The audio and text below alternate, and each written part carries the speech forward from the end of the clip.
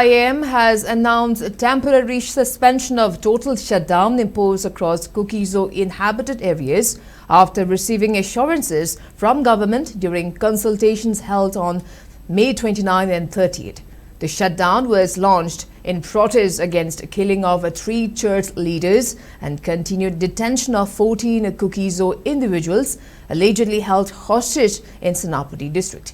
KIM and joint Kuki-Zo civil society organizations stated that the decision was taken as a gesture of goodwill to facilitate administrative processes and provide government an opportunity to address concerns of the community. While suspending the agitation, KIM clarified that the move should not be interpreted as a compromise on its demands.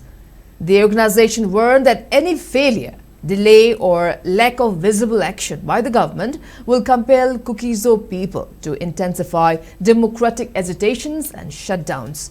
Reaffirming its commitment to securing justice, security and constitutional safeguards for the community, KIM thanked the public for maintaining unity, discipline and solidarity throughout the movement and asserted that the struggle will continue until the demands are met.